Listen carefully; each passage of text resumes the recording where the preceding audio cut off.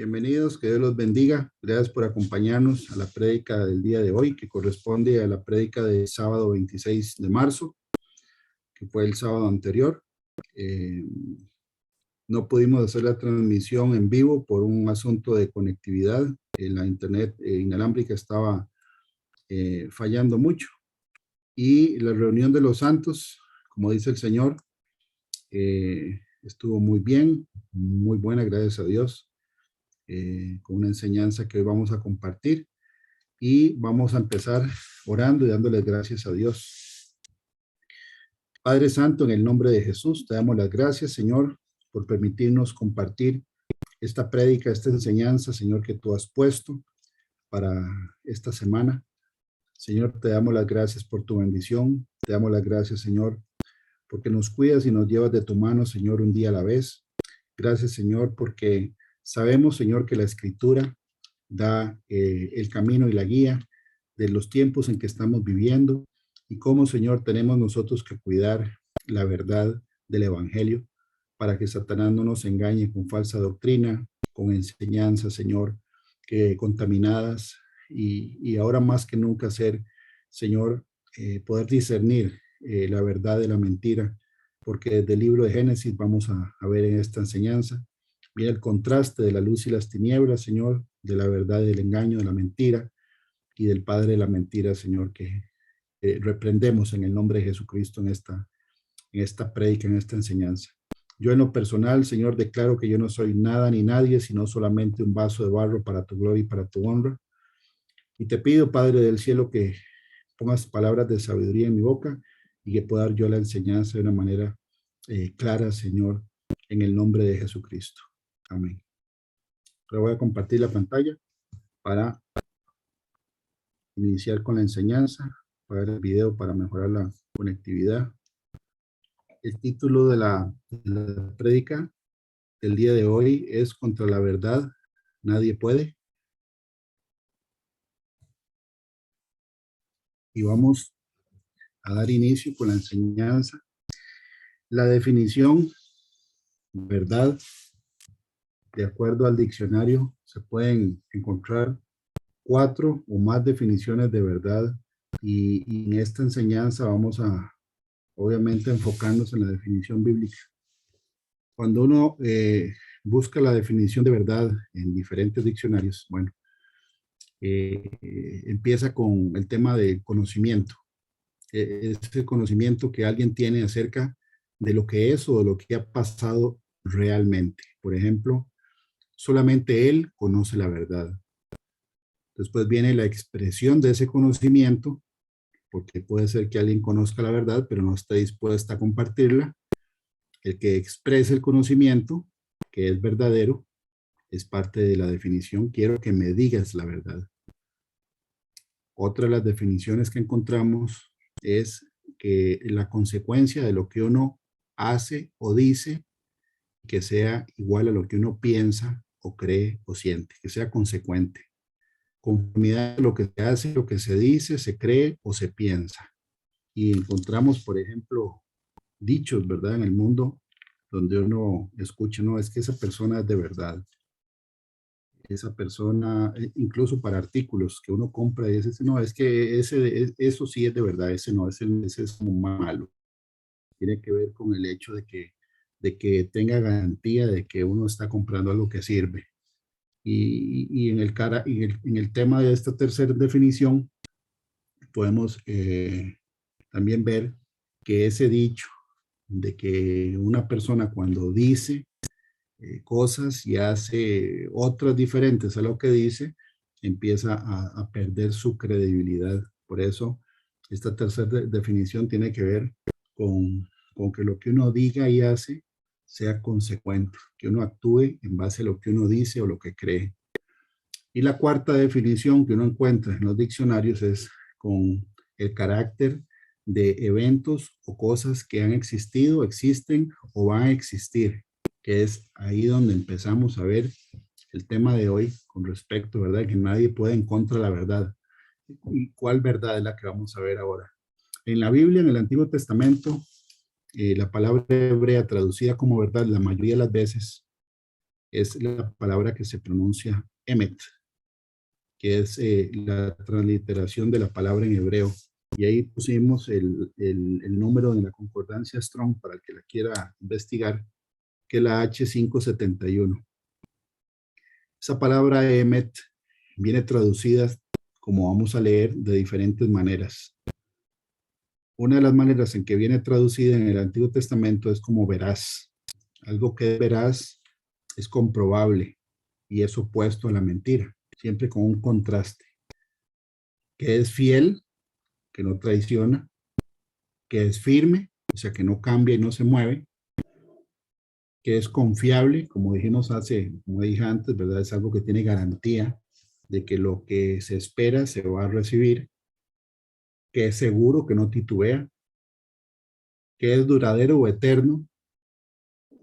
Y ahora vamos a ver en esta enseñanza que es parte de la definición de verdad en la Biblia, es lo que permanece para siempre.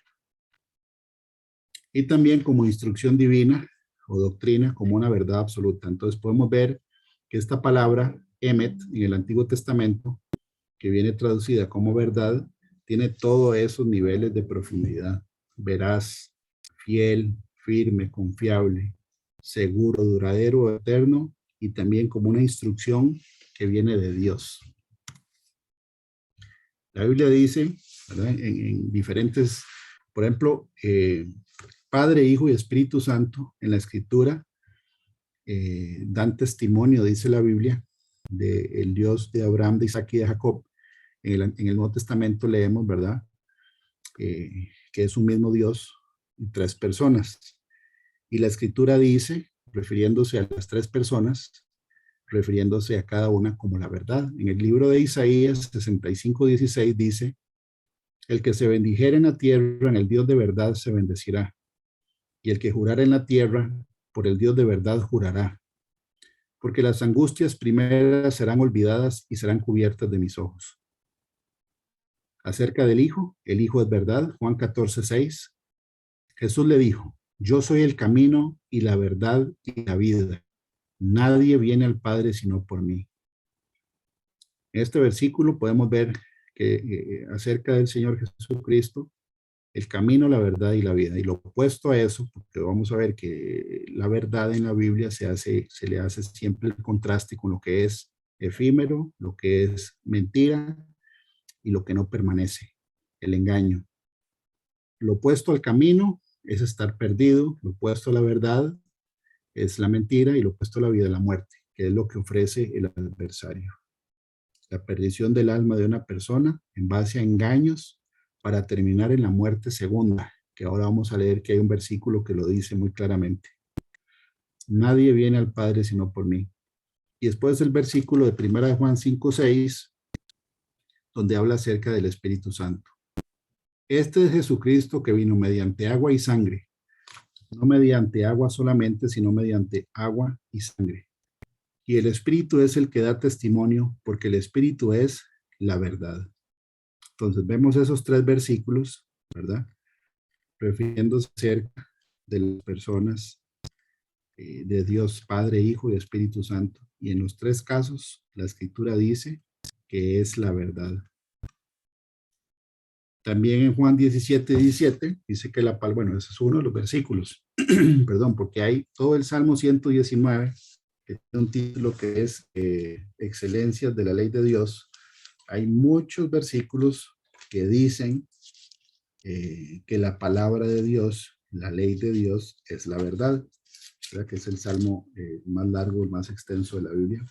Ahí viene mucha información acerca de versículos que respaldan que la palabra de Dios es la verdad. Juan 17:17, santifícalos en tu verdad, tu palabra es verdad. Y vimos en la reunión que tuvimos el sábado presencial, cómo es importante la reunión de los santos, como dice la Escritura, de una manera presencial, cuando escudriñamos como el cuerpo de Cristo la palabra de Dios, todos somos ministrados por la palabra de Dios. No estamos recibiendo información de mundo, ni estamos viendo noticias de mundo, ni de redes sociales, sino que estamos leyendo la escritura, como la Biblia dice, ¿verdad? Que se hace o se hacía en las sinagogas en la época del Señor. Se lee la palabra de Dios pura, y eso ministra a todos los que estamos reunidos en un lugar. Y ese es el principio, el objetivo de congregarse en un lugar de manera presencial, ser ministrados por el Espíritu Santo y recibir palabra de Dios, el mensaje de Dios. En este caso, la enseñanza que el Señor puso es este tema, que nadie puede en contra de la verdad.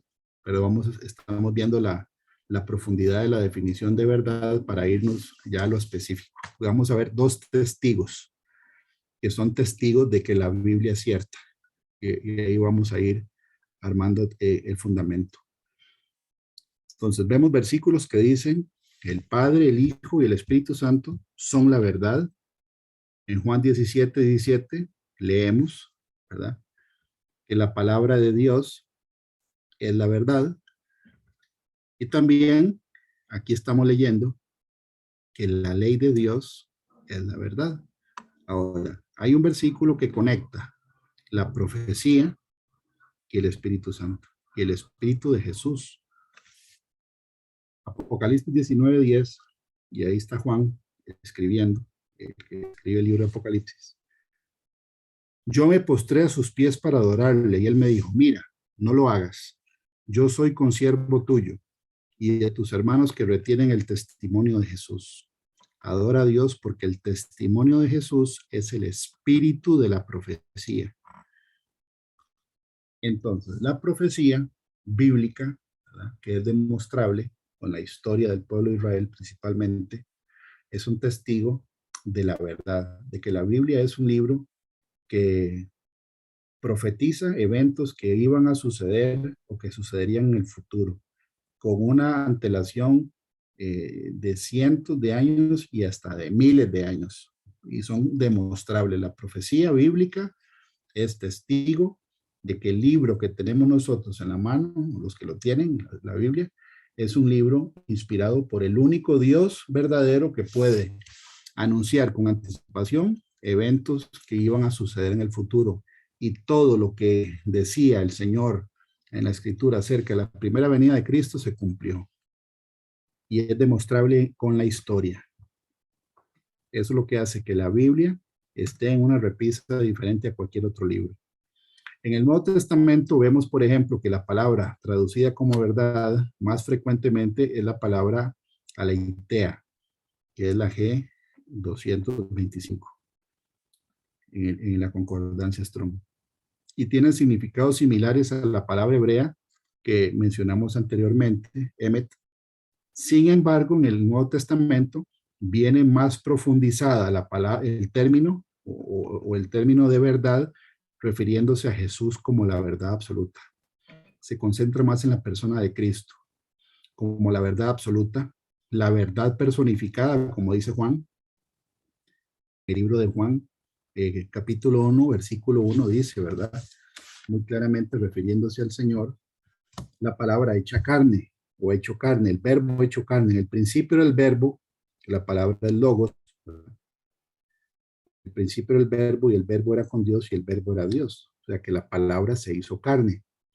Y la palabra aletheia, que viene traducida como verdad, siempre está más relacionada a la persona de Cristo, como la verdad personificada y la palabra de verdad.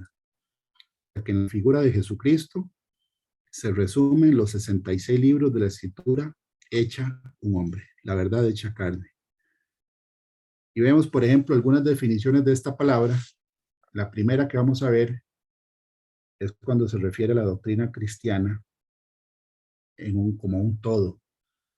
Porque la palabra dice, la verdad de la palabra de Dios, tal y como le enseña la doctrina cristiana, respetando, venerando a Dios y respetando también el que Él estableció, la ejecución de sus propósitos por medio de Cristo, la palabra, y respetando los deberes del hombre.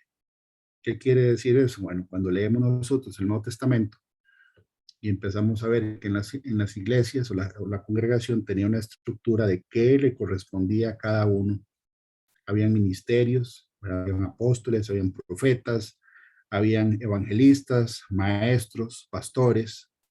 Estamos viendo que es parte de lo que dice la Escritura. Entonces, la doctrina también tiene que ver que la verdad bíblica es tocar los deberes del hombre, porque en la Biblia deja claro qué es lo que Dios espera de cada uno de nosotros. La verdad doctrinal también tiene que ver en oponerse, ¿verdad?, a las mentiras que vienen de las supersticiones de los gentiles, que viene categorizada como mentira desde el principio de la Biblia, todo lo que son leyendas, supersticiones, bueno, ni para el tema del ocultismo, etcétera, eso, todo eso viene como un todo cuando se habla de la verdad en la Biblia, porque la verdad de Dios se opone a todo lo que tiene que ver con las mentiras del diablo y también a las invenciones de los judíos. Como un día de estos estamos viendo que en la fiesta de Purim, los judíos ortodoxos, ultraortodoxos, tienen una costumbre de que en ese día ellos pueden tomar licor, fumar y emborracharse y de acuerdo a su tradición de hombres, obviamente, Dios no les toma en cuenta esos pecados. Y eso es mentira, de acuerdo a la escritura, pero son invenciones o doctrinas de hombres que no tienen nada que ver con lo que dice la escritura. Y también en la doctrina cristiana, la verdad tiene que ver en oponerse a opiniones corruptas y a falsas doctrinas de falsos maestros, como el segundo capítulo de todo el libro de Pedro, segunda carta de Pedro, capítulo 2, todo el título lo dice, de falsos maestros y falsos profetas. Ahí bien características y listas de características que tienen los falsos maestros y falsos profetas, no para que uno lo lea solo para información general, no, es que ahí viene cómo identificar a los falsos maestros y a los falsos profetas. Esta es parte de la verdad bíblica. También vemos una definición más profunda, y lo vemos en la Biblia, que es, por ejemplo, las verdaderas nociones de Dios que están abiertas a la razón humana sin su intervención sobrenatural. ¿Qué significa eso? Bueno, la Biblia dice que Dios hace llover sobre justos y sobre pecadores de la misma manera, ¿verdad? O sea, nosotros aquí en esta tierra, tanto impíos como personas que hemos nacido de nuevo por la gracia de Cristo, porque la Biblia dice que la salvación es por fe, recibimos, digamos, beneficios de que el sol sale para todos, la noche viene para todos, impíos y gente no impía puede tener oficios, trabajos, familias, etcétera. Hay beneficios que son, digamos, para todas las personas. Y las personas creen que esos beneficios que Dios le da a los habitantes de la tierra se van a prolongar más allá de la muerte, y eso no es cierto. Dios permite que el ser humano esté o estemos un tiempo sobre la tierra para que nosotros, dice el libro, en el libro de Hechos 17, para que nosotros, palpando, ¿verdad?, busquemos a Dios, porque eso es lo que Él espera de nosotros, que lo busquemos.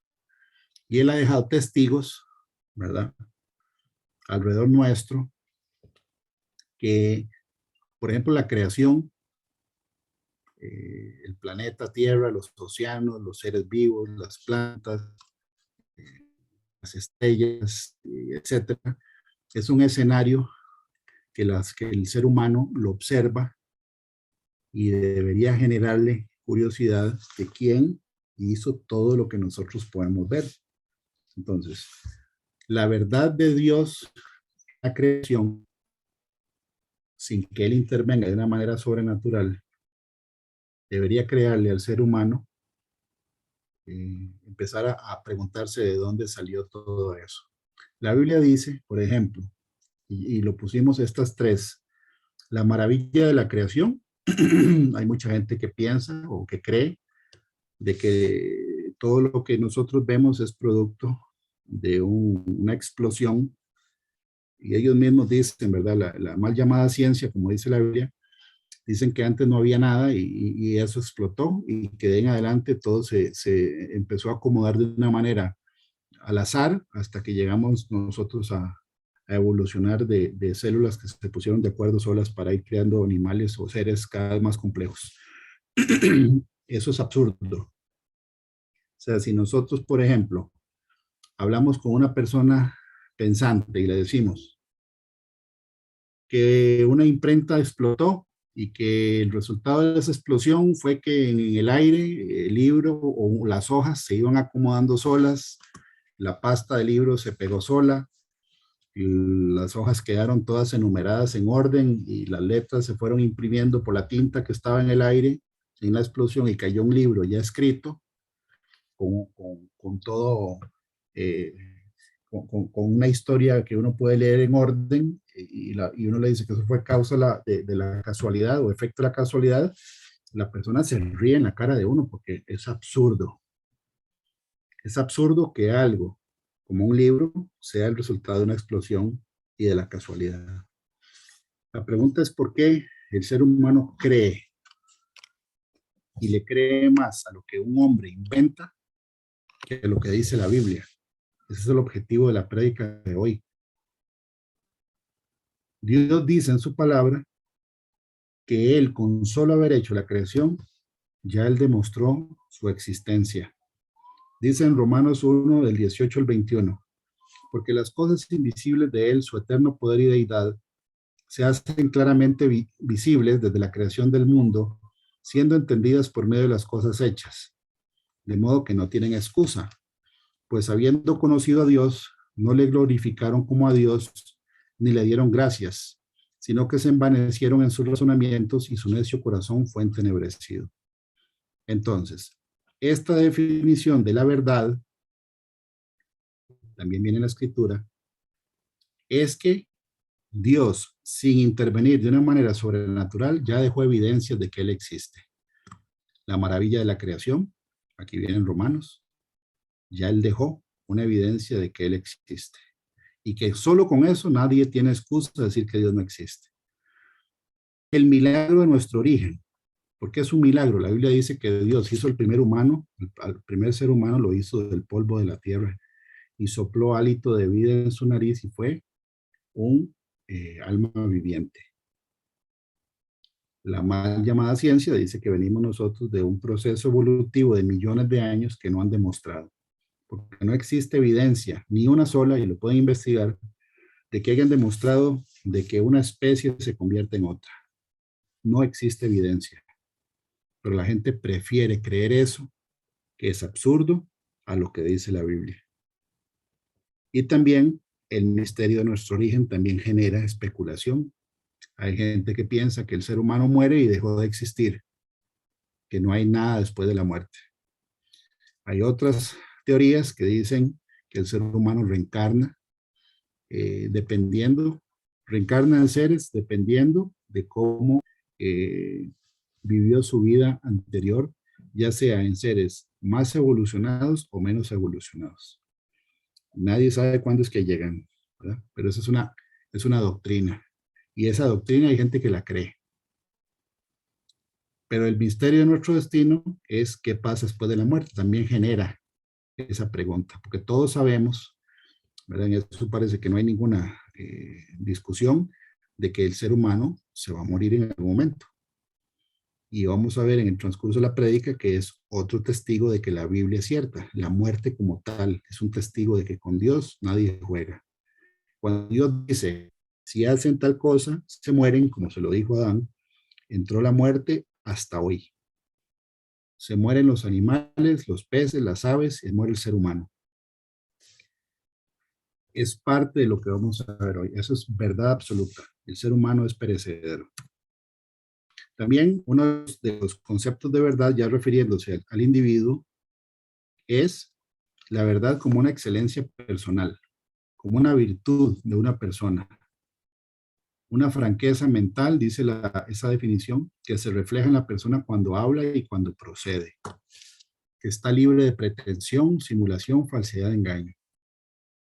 De ahí el dicho, esa persona es de verdad. O sea, no es un hipócrita, no es una persona falsa, que dice una cosa de frente y por la espalda dice otra. Esa definición de verdad relacionado al individuo, la Biblia dice en Proverbios 26, muchos hombres proclaman cada uno a su propia bondad, cada uno su propia bondad, pero hombre de verdad, ¿quién lo hallará? La definición de esta palabra tiene que ver con la fidelidad a Dios, hombre de verdad. La Biblia habla de la mujer virtuosa, por ejemplo, en Proverbios 31, del 10 en adelante, pero no se refiere al hombre virtuoso de esa manera. La Biblia le dice hombre de verdad, refiriéndose a un hombre fiel, fiel con Dios. Un hombre fiel con Dios puede ser fiel a su pareja. Pero aquí, de verdad, tiene que ver con esta última definición, que es que se refleje en su manera de proceder cuando habla y actúa y que esté libre de pretensión, o sea, que no sea una persona orgullosa ni soberbia, que sea auténtica, que no sea una copia de otra persona o un papel que actúa, ¿verdad? Que no sea falso y que no sea mentiroso. Tiene que ver con la verdad refiriéndose al individuo. En la Biblia, el primer versículo donde sale traducida la palabra que estamos investigando en el griego, aletheia, es Mateo 22:16, cuando los fariseos estaban eh, tratando de agarrar a Jesús con alguna respuesta que él diera para poder acusarle. Y dice, y le enviaron los discípulos de ellos, refiriéndose a los fariseos, con los herodianos, diciendo, Maestro, sabemos que eres amante de la verdad y que enseñas con verdad el camino de Dios y que no te cuidas de nadie porque no miras la apariencia de los hombres. Entonces Jesús, que es la verdad hecha un hombre, que es Dios en la carne, ya tenía esa reputación de que él decía la verdad o la dice, independientemente de lo que la persona piense, crea, opina. Eso no tiene nada que ver con la verdad. La verdad no está basada en emociones, ni en sentimientos, ni en opiniones, sino que son hechos reales. Mucha gente, cuando se le predica acerca del infierno, por ejemplo, se ofende o se sienten condenadas o sienten que la persona que le está predicando de una manera u otra se siente superior a ellas, y eso no es el mensaje. La Biblia habla acerca del infierno como una verdad absoluta. Hay gente que no quiere oír esa verdad absoluta, pero no tiene nada que ver con que sea cierto o falso. Es que aunque no la quieran oír, hay que decirle. Jesús dice aquí que él decía la verdad independientemente si la gente que estaba enfrente le iba a gustar o no. Y hay un diálogo que vamos a ver ahorita, donde vemos cómo Jesús defiende la verdad delante de una persona impía, un gobernante, Poncio Pilatos, ¿verdad? Que Poncio Pilatos tuvo la oportunidad de escuchar a Dios hecho un hombre diciéndole verdades absolutas. Y vamos a leer el texto, porque aquí vamos a ver parte de la definición de la verdad y un diálogo que le hace honor al título, porque dice el título, nadie puede encontrar la verdad. Pilato creía tener autoridad y poder sobre Jesús. Para Pilato, él, el concepto de la verdad era lo que él tenía enfrente, lo que él podía ver con sus ojos y la posición que él tenía como gobernador de Roma en ese lugar. Y vamos a leer lo que pasó. En Juan 18, el 28 al 38 dice, llevaron a Jesús de casa de Caifás al pretorio. Era mañana y no entraron al pretorio para no contaminarse y así poder comer la Pascua. Entonces salió Pilatos a ellos y les dijo, ¿qué acusación tenéis contra este hombre? Respondieron y le dijeron, si este no fuera malhechor, no te lo habríamos entregado. Interesante. No le dijeron, no le dijeron a Pilato por qué lo estaban llevando. Ya le estaban dejando en bandeja el que ellos ya lo habían juzgado y que con solo el hecho de haberlo traído, ya eso era una prueba de que él era un malhechor. Como empieza la manipulación de la información para que Pilato fuera influenciado por la presión del grupo. Entonces les dijo Pilato: tomadle vosotros y juzgadle según vuestra ley. Y los judíos le dijeron: a nosotros no nos es permitido dar muerte a nadie, para que se cumpliese la palabra que Jesús había dicho, dando a entender de qué muerte iba a morir. Tenía que morir crucificado de acuerdo a lo que dice, a lo que el mismo Jesús dijo. Entonces Pilato volvió a entrar en el pretorio y llamó a Jesús y le dijo: ¿eres tú el rey de los judíos? Jesús le respondió: ¿dices tú esto por ti mismo o te lo han dicho otros por mí? A mí siempre me ha llamado la atención esta respuesta del Señor, porque yo he visto cómo hay personas que se hacen un concepto erróneo de otra porque se dejan llevar por palabras que no vienen de la boca de la persona, sino de otros. Y se hacen un prejuicio, o sea, ya le creen a las personas que hablan mal de esa persona en específico, pero nunca se toman la molestia de hablar con la persona. No le preguntan directamente a la persona, sino que prefieren oír comentarios de otras personas, la murmuración, el chisme o la calumnia, que ir a preguntarle a la persona si es cierto o es mentira lo que se dice. Jesús le estaba diciendo eso. ¿Dices tú esto por ti mismo o te lo han dicho otros por mí? Pilato le respondió: ¿soy acaso judío? Tu nación y los principales sacerdotes te han entregado a mí. ¿Qué has hecho? Respondió Jesús: mi reino no es de este mundo. Si mi reino fuera de este mundo, mis servidores pelearían para que yo no fuera entregado a los judíos, pero mi reino no es de aquí. Vemos otra particularidad. Cuando Jesús le preguntaban algo, como Nicodemo, cuando llegó a preguntarle, ¿verdad? O llegó a hablar con él de noche, Jesús da una enseñanza que no tiene nada que ver con la pregunta, porque Jesús no le contestó lo que hizo, no le está preguntando, no le está respondiendo la pregunta que hizo Pilato. ¿Qué has hecho? Jesús no le respondió esa pregunta, él le dijo: mi reino no es de este mundo. Si mi reino fuera de este mundo, mis servidores pelearían para que yo no fuera entregado a los judíos, pero mi reino no es de aquí. ¿Por qué Pilato le preguntó la primera vez, o la primera pregunta: ¿eres tú el rey de los judíos? Y después le hizo otra pregunta. Jesús le estaba contestando la primera pregunta. Le dijo entonces Pilato: luego, ¿eres tú rey? Respondió Jesús: tú dices que yo soy rey. Yo para esto he nacido y para esto he venido al mundo, para dar testimonio a la verdad. Todo aquel que es de la verdad oye mi voz, le dijo Pilato. ¿Qué es la verdad? Y cuando hubo dicho esto, salió otra vez a los judíos y les dijo: yo no hallo en él ningún delito. Esta pregunta que hizo Pilato, ¿qué es la verdad?, es parte del tema de hoy.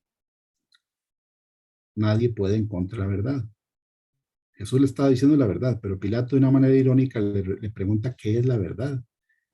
Porque para Pilato la verdad que él podía ver era una persona que estaba en una condición donde ya el mismo pueblo de él lo había condenado a muerte y lo estaba trayendo a él, que era romano, y que nosotros podemos ver claramente que los romanos y los judíos no tenían una buena relación, porque los romanos estaban encima del pueblo judío y lo oprimían con impuestos y era un pueblo sometido bajo la ley romana.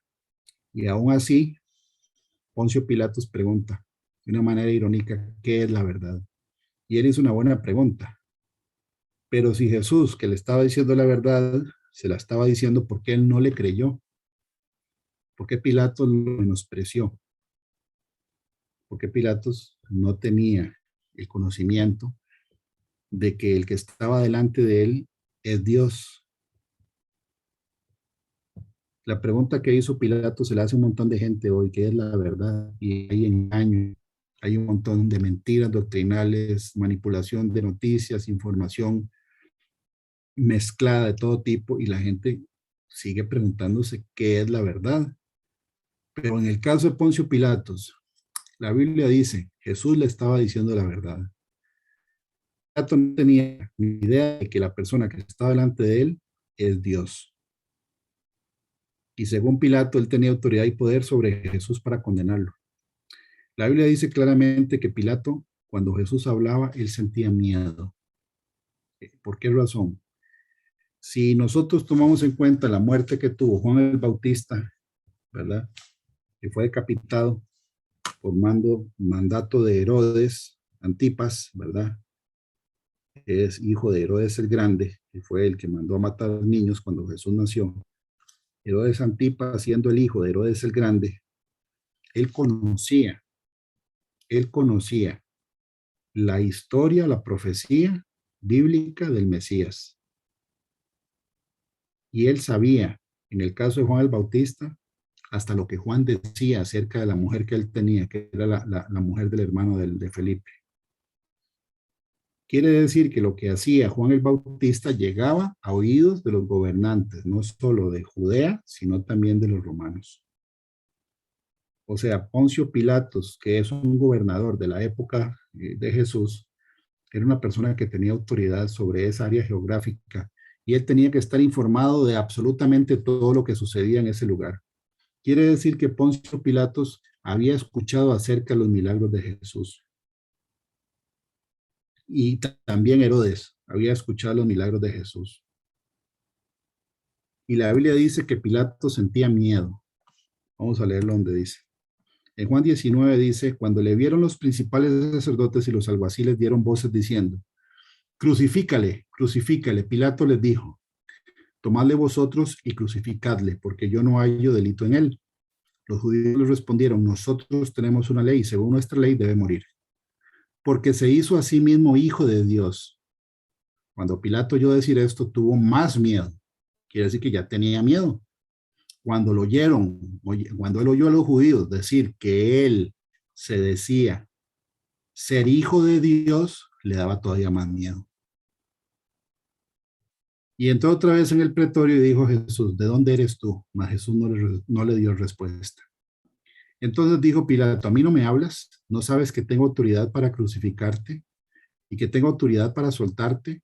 Respondió Jesús, ninguna autoridad tendrías contra mí si no te fuese dada de arriba. De arriba. Yo me imagino la reacción de Pilato cuando escuchó esto. Por tanto, el que a ti me ha entregado mayor pecado tiene.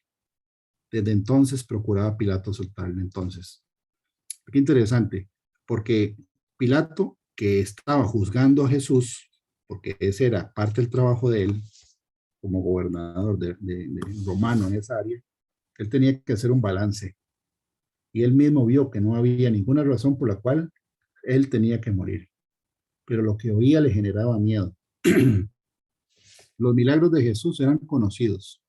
La Biblia dice que cuando él fue llevado delante de Herodes, Herodes pensaba que era Juan el Bautista resucitado porque hacía milagros. Quiere decir que ellos sabían que Jesús hacía milagros. Y aquí Pilatos escuchó a los mismos judíos que Jesús se decía ser hijo de Dios. Entonces él sabía que estaba en un caso complicado. Cuando Jesús le dice, ¿verdad? Todo lo que le dice a Pilato le estaba diciendo la verdad, incluyendo el hecho de que Jesús le dijo que hay un reino espiritual que no es de este mundo. Y Jesús se lo dijo. En Juan 18:36 respondió Jesús, mi reino no es de este mundo. Si mi reino fuera de este mundo, mis servidores pelearían para que yo no fuera entregado a los judíos. Pero mi reino no es de aquí.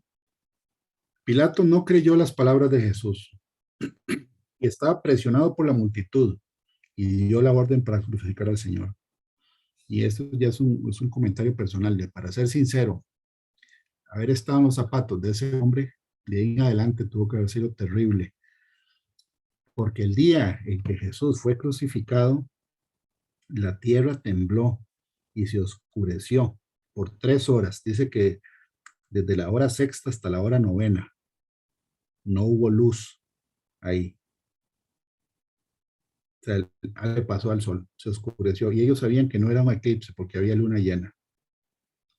No podía ser un eclipse porque en luna llena la luna no está entre el sol y la tierra, sino no se vería en el cielo. Y hubo oscuridad por 3 horas y hubo un terremoto y gente resucitó, dice la escritura. Salieron de las sepulturas. Y Pilato, ¿cómo fue la vida de Pilato de en adelante? La Biblia no lo dice, ¿verdad? Pero él le preguntó a Dios mismo qué era la verdad. Después de ver todo lo que Jesús, escuchar lo que Jesús había hecho en milagros, oído el testimonio de los judíos, y más aún, el que Jesús le dijera que la autoridad que él creía tener ni siquiera era de él, sino que de Dios mismo había venido la autoridad para que cumpliera una profecía. Nosotros los creyentes tenemos que conocer y saber defender la verdad de la escritura. Y hoy vamos a ver que la profecía es una manera de testificar a favor de la palabra de Dios, porque es demostrable. Que la Biblia es un libro profético es demostrable. Y hoy por hoy, en medio de tantas noticias falsas, falsas religiones, manipulación de masas, mentiras, corrupción de los gobiernos, estamos viviendo los tiempos del fin, dice la escritura. Y mucha gente quiere escuchar algo que sea verdadero. Nosotros sabemos que es la verdad, tenemos que saberla explicar.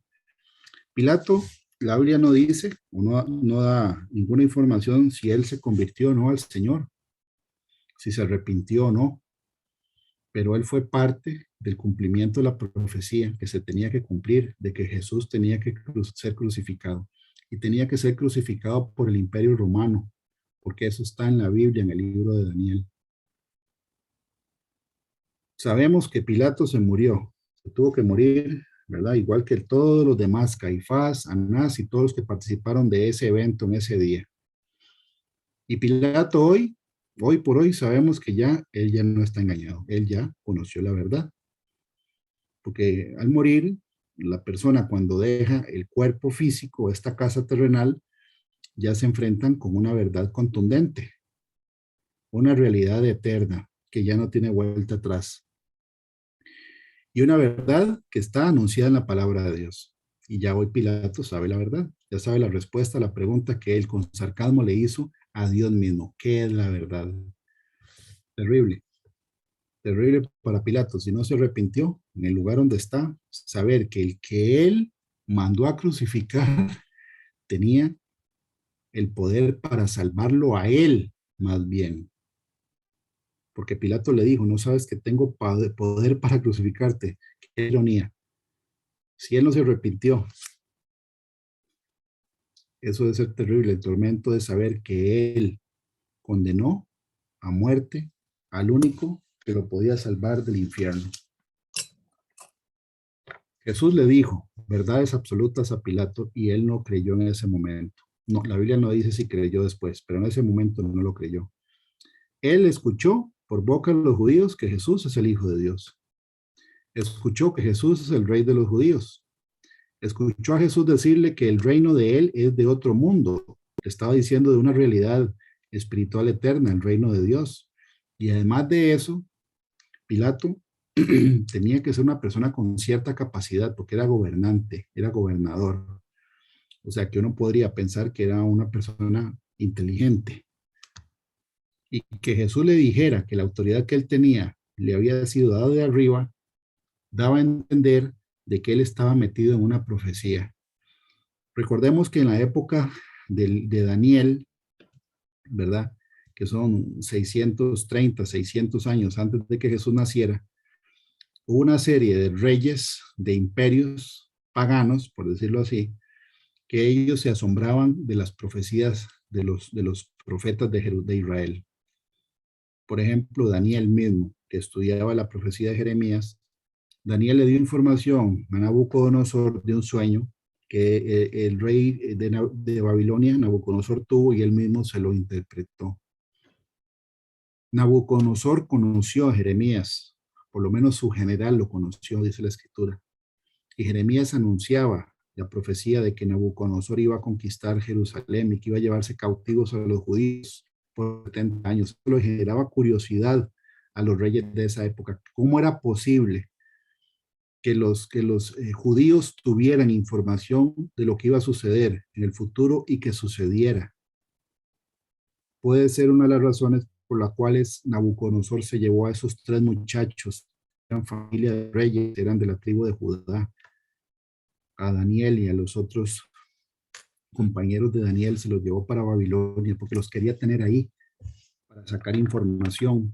Nabucodonosor pasa la historia como un rey pagano que no era tonto, él tenía sabiduría del mundo, pero la tenía, porque no fue como el nieto, ¿verdad? Nabopolassar, al que le escribió Dios en la pared, que no dio la talla.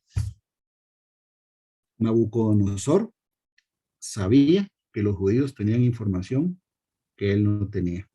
Y cuando llega el rey que sigue, Ciro, que venía una carta escrita a mano por el profeta Isaías, que Daniel se la entrega a Ciro el Grande, de otro imperio, y esa carta tenía 150 años de haberse escrito, y se había escrito en Jerusalén por manos de Isaías, una carta donde Dios mismo lo llamaba por el nombre, a Ciro, mi siervo, donde le dice cómo es que Ciro iba a conquistar Babilonia, y así fue como lo conquistó, como dice la carta de Isaías 45. Isaías escribió esos 150 años de que sucediera lo que pasó con Ciro. Cómo Ciro no iba a tener a Daniel a la par.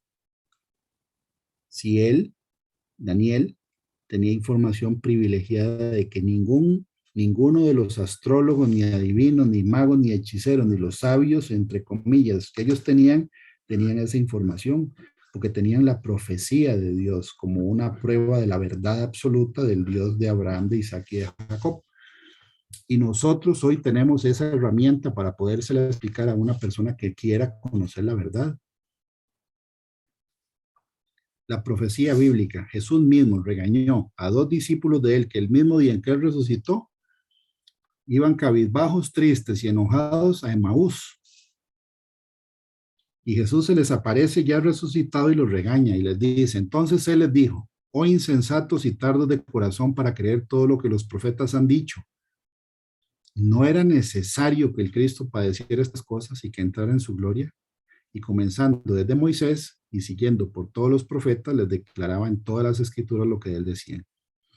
Jesús los reprendió y les recordó todas las profecías. Aquí dice, en todas las escrituras del Antiguo Testamento, obviamente, porque no había Nuevo Testamento, se estaba generando apenas, donde él les recuerda todo lo que estaba escrito desde Moisés hasta que él vino, muere y resucita.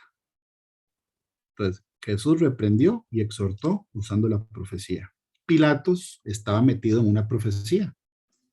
Qué terrible para Pilatos estar metido en una profecía. Y él mismo la cumplió. El cumplimiento de las profecías escritas en la Biblia y la muerte misma, ya vamos a ver por qué la muerte.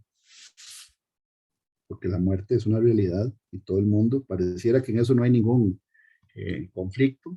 Todo el mundo acepta el hecho de que en algún momento vamos a dejar de vivir en esta tierra, y es porque la Biblia dice que Dios estableció la pena de muerte desde el principio. Es Él el que estableció la pena de muerte, no fue el hombre. Son pruebas de que Dios es real y que lo que se dice en las escrituras se cumple. Son testigos de la veracidad de la Biblia, la veracidad, de que es cierta, de que no es un libro de cuentos. Y cada vez se cumplen más profecías en estos días. Si vemos lo que está sucediendo con Rusia, Ucrania, cómo está Siria, Turquía, Irán y la misma Rusia en contra de Israel. Están al norte de Israel, en Siria. ¿Qué están haciendo en Siria? Están cumpliendo, van a cumplir la profecía de Ezequiel 38 y 39 y Isaías 17, que es la destrucción de Damasco. El Señor Jesús en su primera venida cumplió más de 300 profecías escritas en el Antiguo Testamento. El mismo Pilato, Caifás, que era el sumo sacerdote, y Anás, que era el suegro de Caifás, y los responsables de la crucifixión del Señor, sin saberlo, estaban cumpliendo, entre otras, la profecía de Isaías 53, porque en Isaías 53 dice que el Mesías iba a ser llevado al matadero como un corderito. Y todos estos personajes, sin saberlo, estaban cumpliendo la profecía. El cumplimiento de la profecía del libro de Daniel, acerca de los imperios que vendrían después de Babilonia, imperio medo-persa, con Ciro.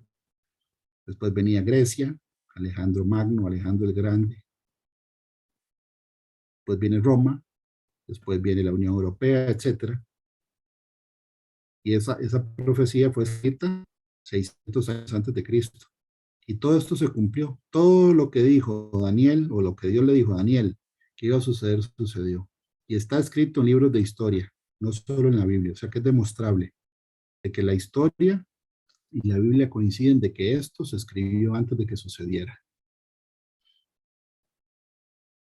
Y el objetivo de hoy también es cuestionarnos por qué cuando uno predica la gente no cree. ¿Por qué es que no creen? ¿Será que de verdad ellos están convencidos de que Dios no existe? En lo personal, yo estoy convencido de que la Biblia no miente. Y la Biblia dice en Juan 3, de que la condenación del ser humano, lo voy a leer aquí, dice en Juan 3, del 16 al 21, porque de tal manera amó Dios al mundo que ha dado a su Hijo unigénito para que todo aquel que en él cree no se pierda, mas tenga vida eterna. Porque no envió Dios a su Hijo al mundo para condenar al mundo, sino para que el mundo sea salvo por él. El que en él cree no es condenado, pero el que no cree ya ha sido condenado, porque no ha creído en el nombre del unigénito Hijo de Dios. Y esta es la condenación, que la luz vino al mundo y los hombres amaron más las tinieblas que la luz, porque sus obras serán malas. Porque todo aquel que hace lo malo aborrece la luz, y no viene a la luz para que sus obras no sean reprendidas. Mas el que practica la verdad viene a la luz para que sea manifiesto que sus obras son hechas en Dios.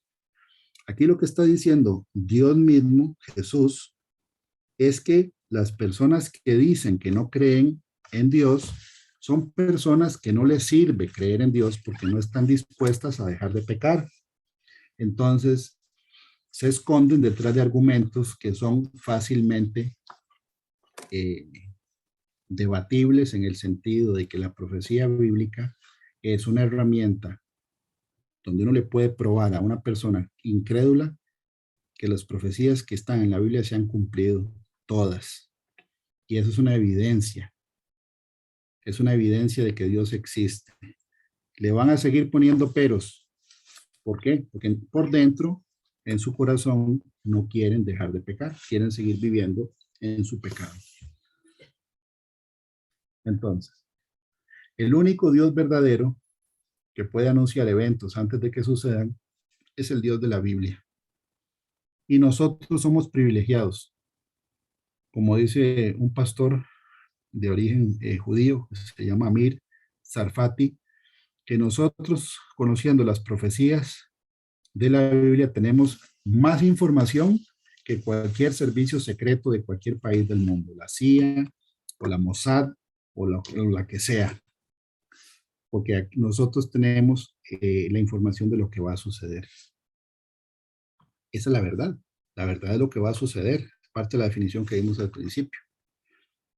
Pero nosotros tenemos que poder exponerlo y saber exponerlo a la gente que quiere escuchar, porque hay gente que no quiere escuchar, que van a seguir y seguir y seguir. Y cuando uno ya les demuestra con hechos y pruebas de que la profecía bíblica demuestra que Dios existe, siguen patinando porque al final lo que no quieren es estar de acuerdo. No, es que yo no estoy de acuerdo en que Dios prohíba el matrimonio entre dos hombres. Me parece que es injusto. Bueno, entonces ya eso es diferente que no cree. Entonces ya usted está diciendo que es que está en desacuerdo de lo que Dios dice, pero entonces no es que no cree en Dios, es que no le sirve, ¿verdad? Hacer caso. ¿Por qué? Porque usted en su mente piensa que eso es injusto. Bueno, el día en que la persona muera se va a dar cuenta de que no era una mala idea hacerle caso al único ser que lo puede mandar a uno al infierno. Porque la Biblia dice que nosotros no nos hicimos a nosotros mismos. Y hay gente que se somete a lo que el sistema dice, a lo que dice la OMS, a lo que dicen los ministerios de salud, imposiciones que van en contra de la libertad de la gente. Prefieren someterse a otro hombre que someterse a Dios.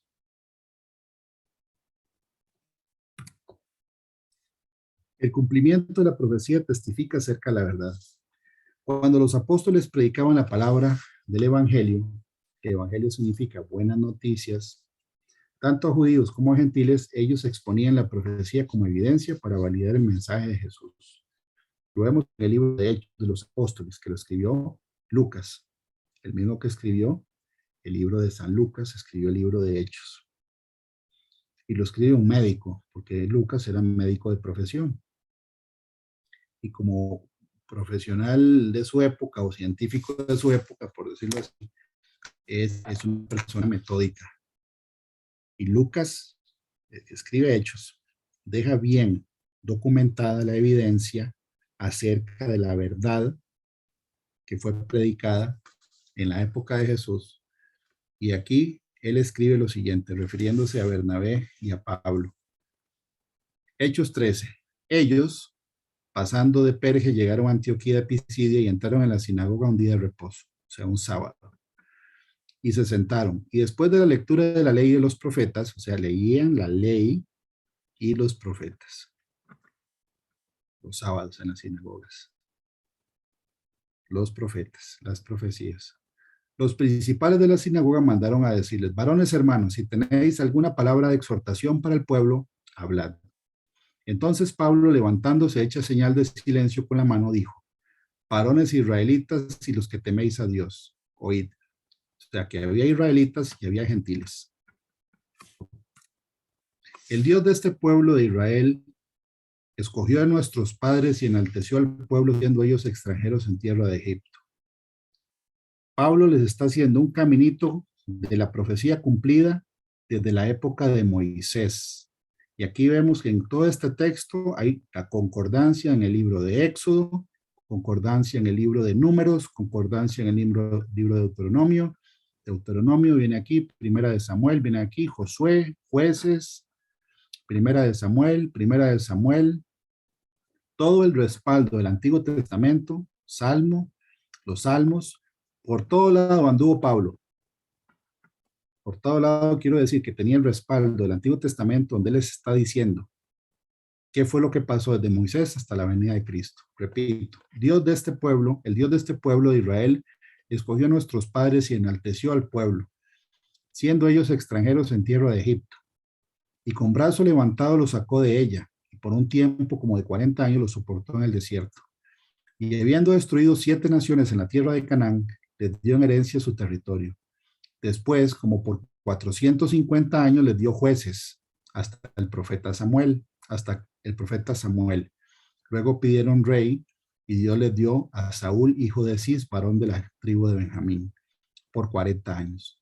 Quitado este, le levantó por rey a David, de quien dio también testimonio diciendo, he hallado a David, hijo de Isaí, varón conforme a mi corazón, quien hará todo lo que yo quiero. De la descendencia de este, o sea, de David, y conforme a la promesa, Dios levantó a Jesús por Salvador a Israel. Antes de su venida, predicó Juan el bautismo de arrepentimiento a todo el pueblo de Israel. Mas cuando Juan terminaba su carrera, dijo, ¿quién pensáis que soy? No soy yo él. Juan el Bautista estaba diciendo que él no era el Mesías. Mas he aquí, viene tras mí uno de quien no soy digno de desatar el calzado de los pies. Varones hermanos, hijos del linaje de Abraham y los que entre vosotros teméis a Dios, que serían los gentiles. A vosotros es enviada la palabra de esta salvación. Y aquí está parte de la revelación que venimos hablando. Porque los habitantes de Jerusalén y sus gobernantes, refiriéndose a Pilatos también, no conociendo a Jesús ni las palabras de los profetas que se leen todos los días del reposo, las cumplieron al condenarle. Entonces, cumplieron las palabras sin conocer a Jesús ni sin conocer las palabras de los profetas. Y aún así cumplieron la profecía cuando lo condenaron. Entonces, ni siquiera ellos estaban conscientes de que ellos estaban cumpliendo una profecía que tenía que ver con la historia de Dios hecho hombre sobre la tierra. Qué triste. Ese es un nivel de ignorancia que da tristeza. Y también da temor. ¿Por qué da temor? Porque estar en los zapatos de Pilato otra vez, ¿verdad? Siendo él el gobernador romano en Judea en la época de Jesús. Tremendo. Él tenía que hacer lo que estaba escrito. Pero ellos no sabían y aún así cumplieron la profecía de condenarle. Entonces, los impíos de hoy también están cumpliendo la profecía que está en la Biblia. Cuando una persona niega la existencia de Dios, están cumpliendo lo que dice la Escritura en Romanos 1. Dice que profesando ser sabios se hicieron necios.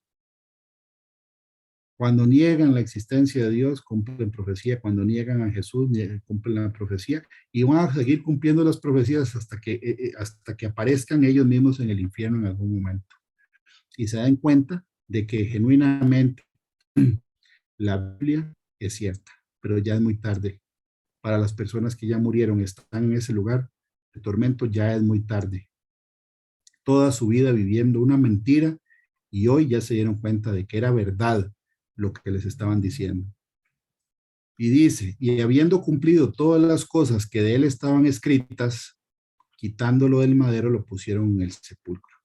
Mas Dios le levantó de los muertos. Aquí empieza la muerte a sonar en la historia que Pablo les está haciendo. Que Pablo les está haciendo un resumen de 1500 años de profecía, desde Moisés hasta el nacimiento de Jesús, la muerte y la resurrección de Cristo. Son más o menos 1500 años. Mas Dios le levantó de los muertos y él se apareció durante muchos días a los que habían subido juntamente con él de Galilea a Jerusalén, los cuales ahora son sus testigos ante el pueblo. Testigos no solo de que Jesús cumplió las profecías cuando lo crucificaron, sino que también cumplió la profecía de que él iba a resucitar. Y nosotros también os anunciamos el evangelio de aquella promesa hecha a nuestros padres, la cual Dios ha cumplido a los hijos de ellos, a nosotros, resucitando a Jesús, como está escrito también en el Salmo 2. Mi hijo eres tú, yo te he engendrado hoy. Y en cuanto a que le levantó de los muertos para nunca más volver a ver corrupción, lo dijo así. ¿Por qué no volver a ver corrupción? Porque el cuerpo del Señor Jesucristo no se pudrió ni fue comido por gusanos. Dice, lo dijo así, os daré las misericordias fieles de David. Por eso dice también otro salmo, no permitirás que tu salmo vea corrupción, que tu santo vea corrupción. Porque la verdad, David, habiendo servido a su propia generación, según la voluntad de Dios, durmió y fue reunido con sus padres y vio corrupción. O sea que el cuerpo del rey David sí se deterioró, se descompuso. Mas aquel a quien Dios levantó no vio corrupción. Sabed pues esto, varones hermanos, que por medio de él, por medio de Jesús, se os anuncia perdón de pecados, y que de todo aquello que por la ley de Moisés no pudisteis ser justificados, en él es justificado todo aquel que cree. Mirad pues que no venga sobre vosotros lo que está dicho en los profetas. Ahora sí, les dijo el cumplimiento de la profecía y les estaba anunciando la profecía que seguía. Porque aquí les advierte, mirad pues que no venga sobre vosotros lo que está dicho en los profetas. Ahí le está diciendo de lo que iba a suceder. Mirad, oh menospreciadores y asombrados y desapareced. Porque yo hago una obra en vuestros días obra que no creeréis si alguien os la contare. Aquí está la profecía de Habacuc 1:5. ¿Qué fue lo que pasó con Poncio Pilatos y Jesús? Lo menospreció por el aspecto y la condición que Pilatos vio con sus ojos. Y es parte de lo que nos pasa a nosotros hoy cuando predicamos. Que menosprecian el mensaje. De que a uno lo menosprecian no importa, porque de todas maneras uno no es nadie. Pero que menosprecian el mensaje de Dios, la Biblia dice que eso fue lo que sucedió con Jesús, que lo menospreciaron. Cuando una persona es menospreciada es que le ponen un precio inferior al que tiene, o un valor diferente. Está el desprecio, que es que le quitan totalmente el valor, pero menosprecio, habla de menosprecio, fue lo que pasó con Poncio Pilatos. Menospreció la verdad porque el mensajero no estaba de acuerdo al nivel que él estaba esperando. Y los judíos también, porque ellos estaban esperando al Mesías que les quitara a los romanos de encima, que quitara a Roma de ser el imperio que estaba con el pie encima de Jerusalén. Entonces menospreciaron al Mesías porque no dio la talla que ellos estaban esperando. Es parte del argumento de por qué Judas traicionó al Señor. ¿Por qué lo traicionó? ¿Por qué traicionó Judas al Señor? Estaba también metido en una profecía. Dice que el que comió conmigo pan levantó contra mí su calcañar. El calcañar, el talón, estaba profetizado que alguien lo iba a traicionar y Judas cumplió la profecía. Entonces, ¿qué pasa con la gente que menosprecia el mensaje? En algún momento se va a asombrar cuando se muera y despierte en una realidad terrible y van a desaparecer de la presencia de Dios, apartados de Dios para una eternidad. Cuando salieron ellos de la sinagoga de los judíos, los gentiles les rogaron que el siguiente día de reposo les hablase estas cosas. Vean, los gentiles creyeron. Los gentiles era gente que no era judía y que había escuchado de Jesús y tenía cerebro para poder acordarse y pensar y razonar y decir lo que ellos dicen es cierto. Igual que los gentiles de la época de Daniel, se asombraban los reyes paganos, Nabucodonosor, Ciro, el rey Darío, el que es amigo de Daniel, en la historia donde fue lanzado al foso de los leones, Darío.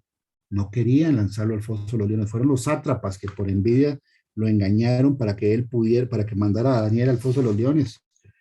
Y el rey no durmió, ¿por qué? Porque él sabía que Daniel era una persona íntegra y además de eso tenía algo diferente a todos los demás, que él conocía la profecía de la escritura hebrea que se había demostrado desde la época de Nabucodonosor y desde antes, que lo que los profetas y judíos escribían se cumplía, porque el Dios de los judíos sí podía hacer eso. Todos los otros dioses con minúscula, que son ídolos o demonios, dice la escritura, no podían hacer nada parecido a lo que hacía el Dios de Abraham, de Isaac y de Jacob.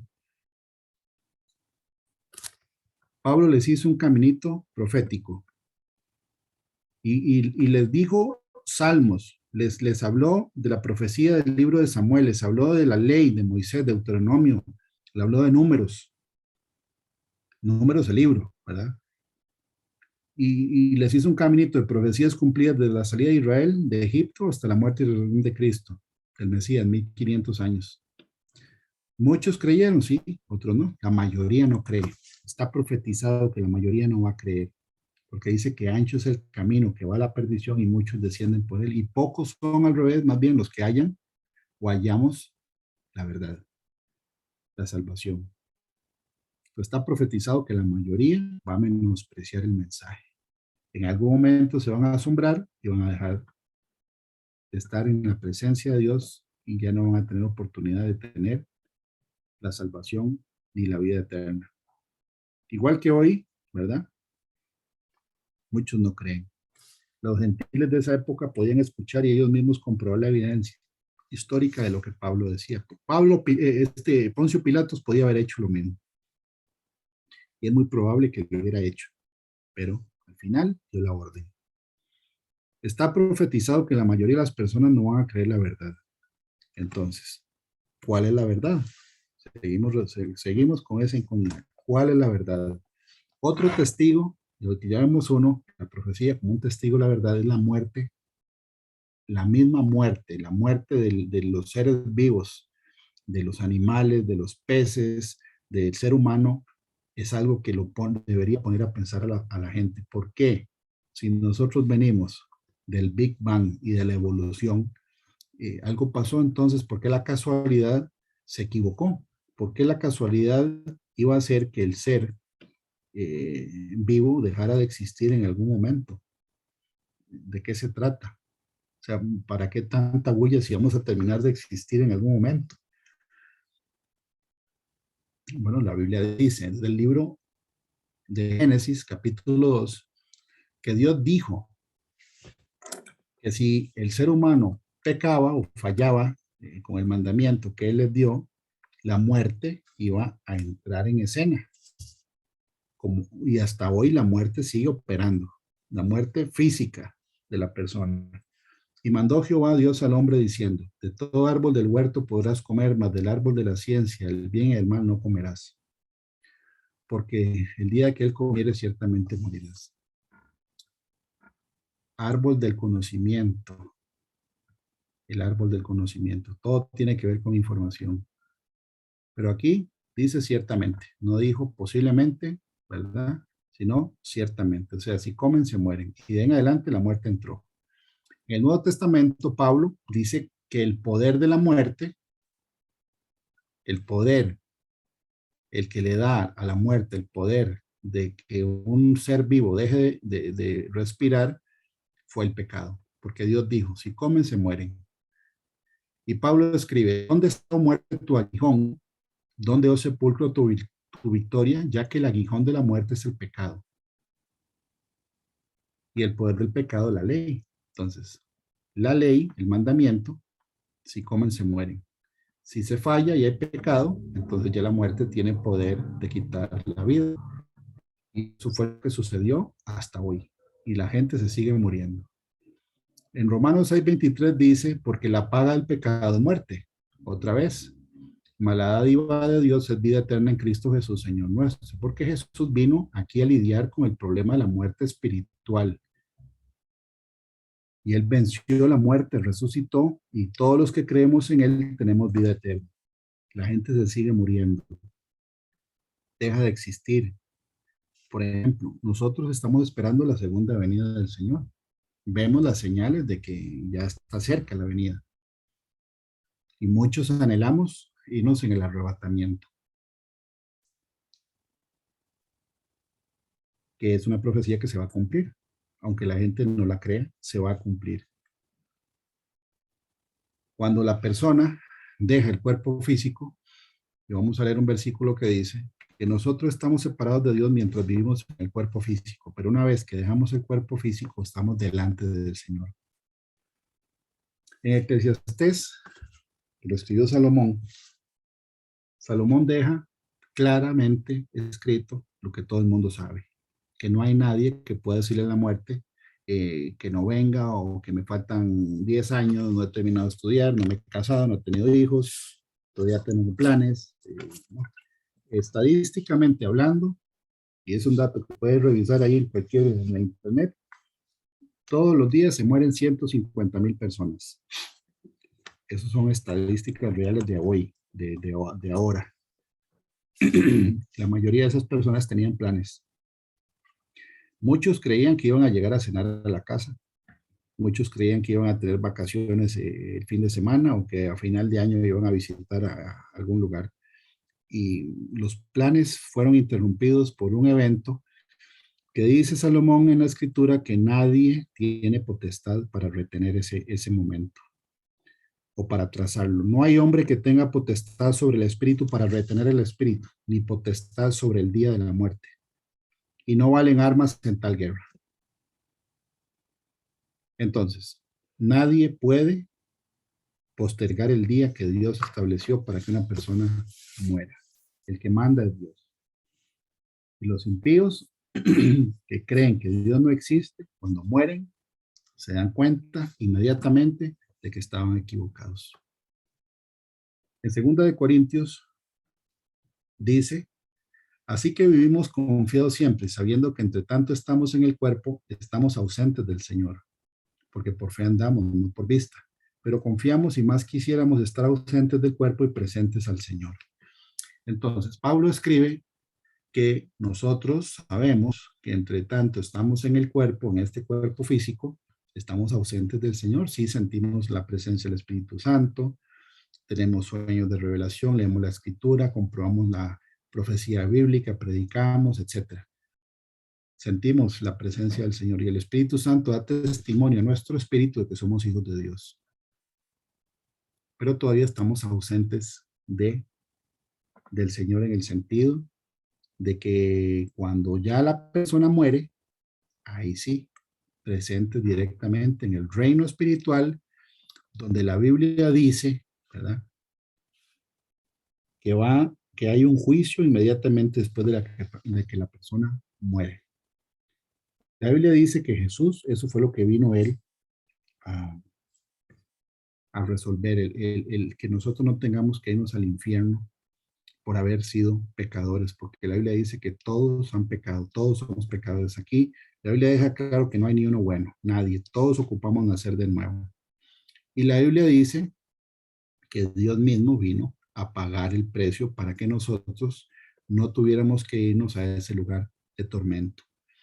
El Evangelio esa es la buena noticia, que Dios envió a su Hijo para castigarlo sin él haber cometido ningún pecado, para que nosotros, por la fe en él, fuéramos salvos de la condenación eterna. Ese es el mensaje de salvación. Dios castigó a su Hijo para no tener que castigarnos a nosotros. Y dice en el libro de Hebreos 2, así que por cuanto los hijos participaron de carne y sangre, él también participó de lo mismo, para destruir por medio de la muerte al que tenía el imperio de la muerte. Esto es al diablo. Entonces, la muerte sigue sonando en todo lado. Estoy hablando de la palabra de Dios. Y muy pocas personas predican acerca del día de la muerte. Mucha gente no le gusta hablar ni siquiera de eso. Pero hay veces que hay que tocar a una persona que quiera conocer la verdad de que la muerte es el testigo, igual que la profecía, que valida de que con Dios nadie juega. La Biblia dice que incluso la persona que negó a Jesús en vida o que se condenó yéndose al infierno, va a morir 2 veces. La primera vez cuando deja el cuerpo físico y la segunda muerte es cuando es lanzado al lago de fuego después de que vamos a estar reunidos todos en un evento que se llama el juicio del gran trono blanco después del milenio. Dice, y el mar entregó los muertos que había en él y la muerte y el Hades entregaron los muertos que había en ellos y fueron juzgados cada uno según sus obras. Y después la muerte y el Hades, que aquí termina la muerte de su participación bíblica, sabiendo que empieza en Génesis, porque aquí aparece la palabra mut en hebreo, muerte, y al final en Apocalipsis, que se cierra el capítulo, porque Apocalipsis cierra capítulos que se abren en Génesis. Por ejemplo, la Biblia dice que en la creación al principio no había pecado, se cierra sin pecado. No había llanto, no había enfermedad ni muerte, se cierra sin eso. El ser humano redimido, la vida eterna, es el cierre de la historia. La muerte deja de operar porque la misma muerte va a ser lanzada al agua de fuego y azufre. Dice que esa es la muerte segunda. Y la Biblia dice que todo aquel que no fue hallado en el libro de la vida va a ser lanzado al lago de fuego y azufre. Entonces, es en vida que nosotros tenemos que saber cuál es la verdad. La verdad es lo que está escrito en la Biblia. Salomón incluso él escribió. Nosotros cuando leemos Génesis vemos de que desde el principio, cuando Dios creó todo lo que nosotros vemos, en cada uno de los 6 días en que él hizo la creación, él iba diciendo qué iba haciendo en cada día. En el primer día dice que él separó la luz de las tinieblas, como un contraste, es un opuesto. La luz y la oscuridad es un opuesto. La sabiduría y la insensatez es un opuesto. La verdad y la mentira es un opuesto. La vida y la muerte es un opuesto. Es un contraste. El camino y estar perdido es un opuesto. Y Salomón pone por escrito que eh, él veía de que una persona cuando iba a un entierro empezaba a meditar acerca de la muerte. Y eso es parte de lo que vemos nosotros en el vivir. Y cuando uno va a un sepelio, a una vela, y uno ve a la persona que está en la caja, y uno empieza, muchas personas, ¿verdad? O por lo menos yo en lo personal, me pongo a pensar, bueno, en algún momento voy a estar yo ahí, en algún momento me va a tocar a mí. Empieza uno a meditar en el día en que le toca estar ahí. Y Salomón lo puso por escrito, dice, mejor es la buena fama que el buen ungüento, y mejor el día de la muerte que el día del nacimiento. Mejor es ir a la casa de luto que a la casa del banquete, porque aquello es el fin de todos los hombres, y el que vive lo pondrá en su corazón. Este mismo versículo 2 de Eclesiastés 7, en la traducción del lenguaje actual dice, más vale ir a un entierro que a una fiesta, pues nos hace bien recordar que algún día moriremos. Está escrito en la Biblia. Dios permite el luto, y vemos los lutos que se hacen cuando mueren los patriarcas, que eran de un montón de días, ¿verdad? Y la gente endechaba al muerto, o sea que se dolía, hay un luto, la gente llora, incluso sabiendo que están en un lugar de descanso y que en algún momento los vamos a volver a ver, la gente llora, hay una separación. El pecado trae separación. La primera vez que trae la separación es la separación de la relación de Adán y Eva con Dios, porque Dios mismo se paseaba por el jardín y hablaba con ellos. Que pecan, hay separación, los echan del jardín, Siguiente separación, la muerte física, ir a enterrar a un familiar, ir a enterrar a una persona o acompañar a la familia de una persona que uno ama y aprecia, es doloroso, hay una separación física. Y la más terrible es la separación eterna con una persona que se pierde en el infierno. Nosotros, que gracias a la misericordia de Dios somos salvos, no la vamos a ver, a volver a ver nunca más. Y esa persona no va a volver a ver a Dios nunca más, ni Dios se va a acordar de ellos, dice la Escritura. Entonces son tres separaciones que podemos ver que trae el pecado. Y Salomón puso por escrito que él veía que la gente que iba a un entierro salía pensativo, por lo menos acordando o recordando de que en algún momento uno se va a morir. Y nosotros en consejería vemos cómo llega gente y pide una cita en consejería, en el Ministerio de Padre, porque se muere un familiar y les da miedo el morirse en la condición en que están y empiezan a buscar a Dios porque pasaron por un evento donde enterraron a una persona querida, fueron a la vela de alguien.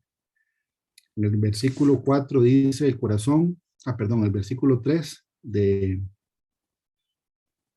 mismo capítulo de Eclesiastés dice, mejor es el pesar que la risa, porque con la tristeza del rostro se enmendará el corazón.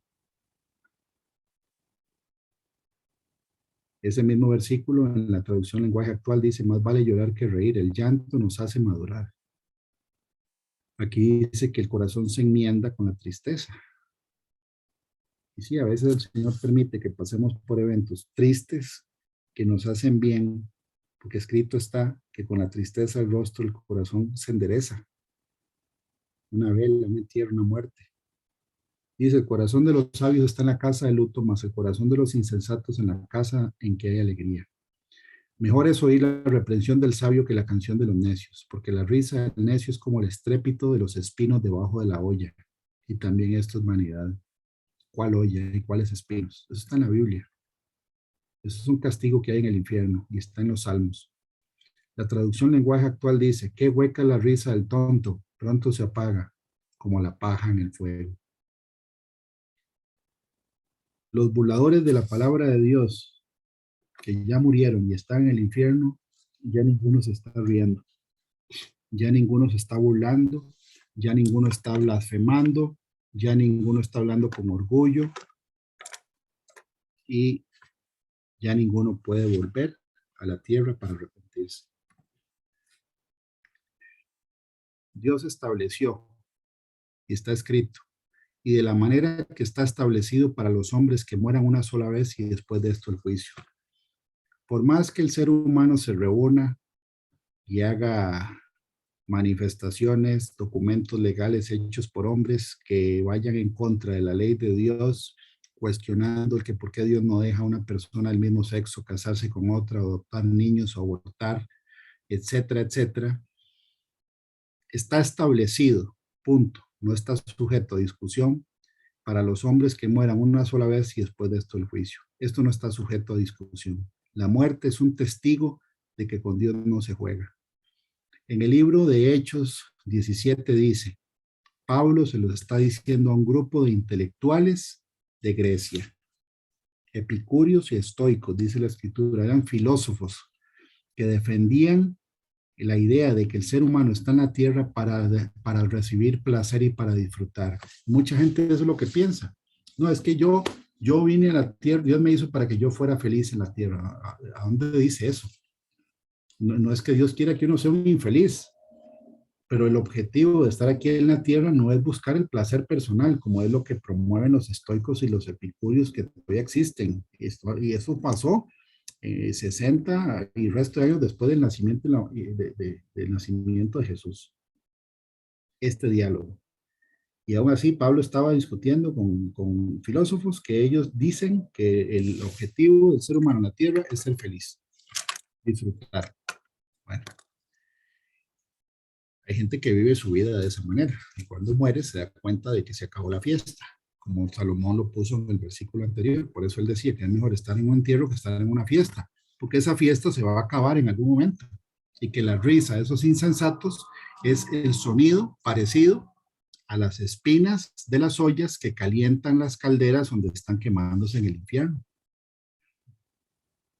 Pero Dios, siendo pasado por alto los días de esta ignorancia, ahora manda a todos los hombres en todo lugar que se arrepientan, por cuanto ha establecido, otra vez viene la misma palabra, está establecido, punto, no está sujeto a discusión.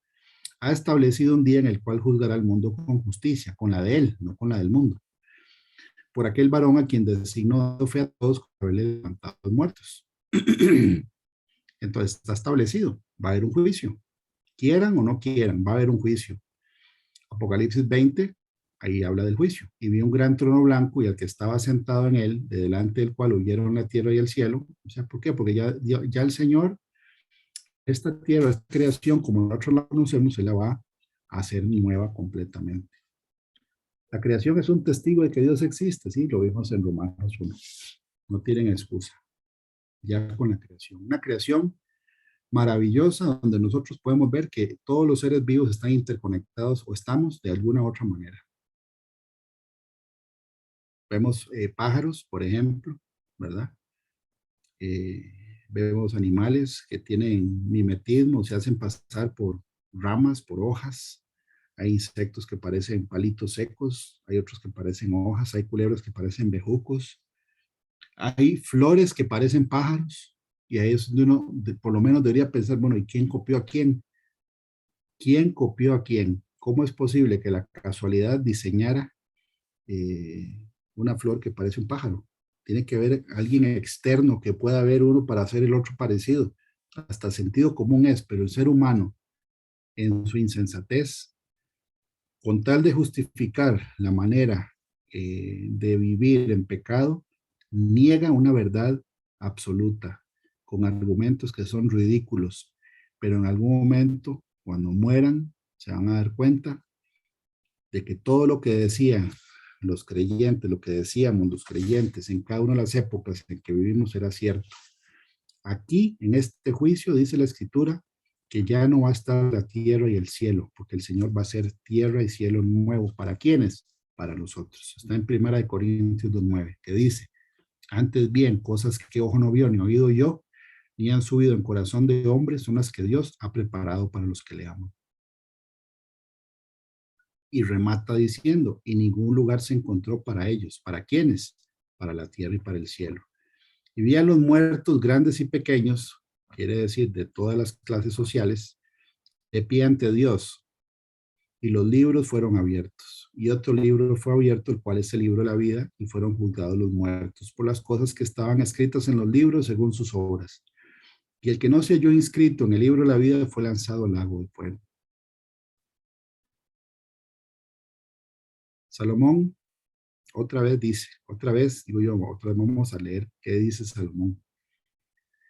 Este mal hay entre todo lo que se hace debajo del sol, que un mismo suceso acontece a todos, y también que el corazón de los hijos de los hombres está lleno de mal y de insensatez en su corazón durante su vida, y después de esto se van a los muertos. Aún hay esperanza para todo aquel que está entre los vivos, porque mejor es perro vivo que león muerto. Digamos que de aquí viene el dicho de que mientras hay vida hay esperanza, porque es cierto.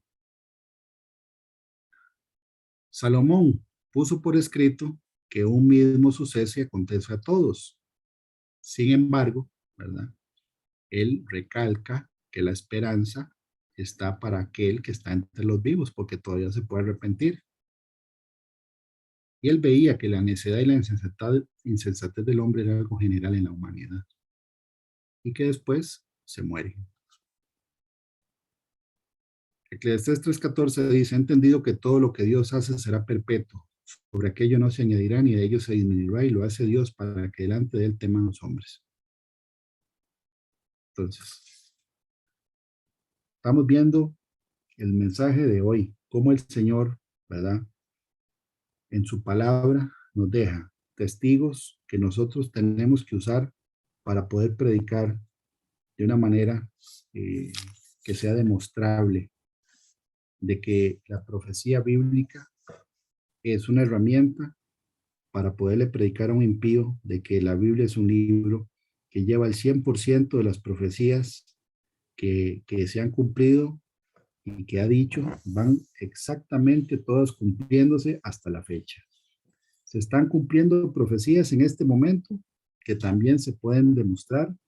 Ezequiel 38, la guerra de Gog y Magog, el inicio, ¿verdad? De cómo Dios dice que le va a poner los ganchos en las quijadas a Gog, refiriéndose a un líder que él mismo lo va a jalar hasta Israel para pelear contra él, para que Dios pelee contra él. Y estamos viendo el inicio de eso. También cómo Israel está empezando cada vez a escalar los ataques que hace Israel a Damasco, porque en Damasco, que es en Siria, es donde Irán está metiendo el armamento para atacar a Israel. Exactamente en la ciudad que escribió Isaías, en el capítulo 17, iba a ser borrada como una ciudad. Se está cumpliendo la profecía, la vamos a ver cumplirse. Segunda de Corintios, Pablo lo dice de una manera contundente, porque nada podemos controlar la verdad, nada, sino por la verdad. Y Jesús mismo lo dijo, que el que no es conmigo contra mí es. En esto no hay un tercer equipo, solo hay dos, los que se salvan y los que se pierden. No hay un tercer equipo, solo hay dos. Este ejemplo del rico y Lázaro, ya para ir finalizando, es parte de la enseñanza que nos deja la escritura de cómo ir poniéndole nosotros la definición a lo que es verdadero. Aquí hay un contraste, nuevamente, entre una persona rica y un mendigo. Es un opuesto, igual como lo estamos viendo, la luz, las tinieblas, la verdad, la mentira, la muerte, la vida, la salvación, la condenación, en este caso, el rico y un mendigo. Y un rico, el que dice aquí la historia, que no dice cómo se llamaba, porque la Biblia dice que Dios no va a tomar el nombre de los impíos en su boca, y esa es otra razón por la cual ya al que se llamaba Lucifer en latín, o Heilel en hebreo, ya no le volvió a decir Heilel, en Isaías 14:12. De ahí adelante le dice, cuando él ya fue lanzado del cielo y lo lanzaron, dice la escritura, fue echado de ahí, y que Dios sacó fuego en medio de él, lo quemó, ¿verdad? Le cambió el nombre, ya ahora le dice de dragón, la serpiente antigua, el engañador, Satanás, diablo, etcétera, pero no le vuelve a decir el nombre, ya no le vuelve a decir Heilel nunca más. A este rico que vamos a leer ahorita, la Biblia no dice cómo se llamaba. En cambio, Lázaro, que sí se salvó, sí le dice el nombre. Lucas 16 dice, había un hombre rico que se vestía de púrpura y de lino fino, y hacía cada día banquete con esplendidez. Había también un mendigo llamado Lázaro, que estaba echado a la puerta de aquel lleno de llagas. Ahí vemos el contraste. Y ansiaba saciarse de las migajas que caían de la mesa del rico, y aún los perros venían y le lamían las llagas. Aconteció que murió el mendigo y fue llevado por los ángeles al seno de Abraham, y murió también el rico y fue sepultado. Y en el Hades alzó sus ojos estando en tormentos y vio de lejos a Abraham y a Lázaro en su seno. Entonces él dando voces dijo, Padre Abraham, ten misericordia de mí y envía a Lázaro para que moje la punta de su dedo en agua y refresque mi lengua porque estoy atormentado en esta llama. Pero Abraham le dijo, Hijo, acuérdate que recibiste tus bienes en tu vida y Lázaro también males. Pero ahora este es consolado aquí y tú atormentado. Además de todo esto, una gran cima con S es un abismo, o cima con C, que es montañita, cima con S es un abismo. Está puesta entre nosotros y vosotros de manera que los que quisieran pasar de aquí a vosotros no pueden ni allá pasar acá. ¿Por qué razón una persona que esté en el lugar de descanso o en lugar de estar consolado como Lázaro quisiera pasar al lado feo? Posiblemente un hijo viendo al papá del otro lado, una madre viendo a la hija, un familiar, un amigo. En este caso estamos leyendo que se ven. Se está viendo Lázaro, Abraham y el rico. Están separados por un abismo, pero aquí se pueden comunicar y se pueden ver. Pero ya no se puede pasar de un lado de otro, ni de allá para acá, dice la escritura. Cambia totalmente la realidad de cada uno de los que estamos leyendo. El rico, se acabó la fiesta, como dijo Salomón, y aparece en un lugar donde ya de ahí no sale. Y por el otro lado, Lázaro, un mendigo, va a un lugar de consuelo donde ya nadie más lo va a volver a humillar, ni maltratar, ni va a tener sed ni hambre, dice la Escritura, ni va a tener enfermedad, ni tristeza, ni llanto. Entonces le dijo, el rico, le dijo a Abraham, te ruego pues, padre, que le envíes a la casa de mi padre, porque tengo 5 hermanos para que les testifique, a fin de que no vengan ellos también a este lugar de tormento. Y Abraham le dijo, Moisés y a los profetas tienen, óiganlos. Otra vez habla de la profecía. Él entonces dijo, no, padre Abraham, pero si alguno fuere a ellos de entre los muertos, se arrepentirán. Mas Abraham le dijo, si no oyen a Moisés y a los profetas, tampoco se pedirán que alguno se levantara de los muertos. Y vemos que hubo otro Lázaro, que no es este, que Jesús resucitó. Y cuando Jesús lo resucitó, la gente que hoy iba en contra de Jesús lo quería matar, porque les hacía mala propaganda, porque la gente creía en Jesús. Entonces, ¿cómo es posible que Caifás, que era el sumo sacerdote, viendo los milagros de Jesús, que Jesús hizo, resucitó muertos, sanó leprosos, reprodujo panes y peces, porque todo eso lo tenía que saber Caifás por boca de toda la gente que hablaba y llegaba al templo? ¿Cómo es posible que después de que Jesús resucita y un ángel mueve la piedra, le paga a los soldados romanos para que mintieran de que los discípulos de Jesús se llevaron el cuerpo? ¿Qué clase de criminal era este señor? Y era el sumo sacerdote. No era que no creía. Ese es un enemigo de la fe de su mismo pueblo y un traidor a un nivel que uno se sorprende cómo es posible que él no sintiera temor de lo que estaba haciendo.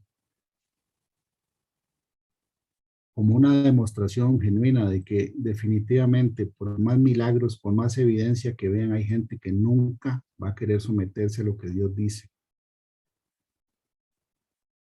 Puede ser que ese diálogo que tuvieron, o que tuvo el rico con Abraham, porque Lázaro nunca habla en esta historia, por lo menos no sale que él hablara, pero Lázaro bien le podría decir al rico que no le quiso dar comida durante quién sabe cuánto tiempo, que lo vio con hambre echado afuera de la casa de él, del rico, queriendo comer las migajas, porque ni siquiera podía espantar los perros que le estaban chupando las llagas.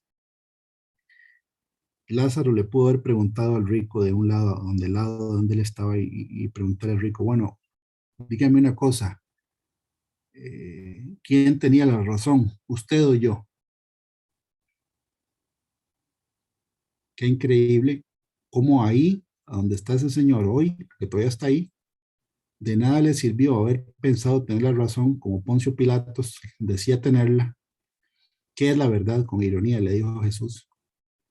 ¿Quién tiene la razón? Porque la verdad es lo que da la razón.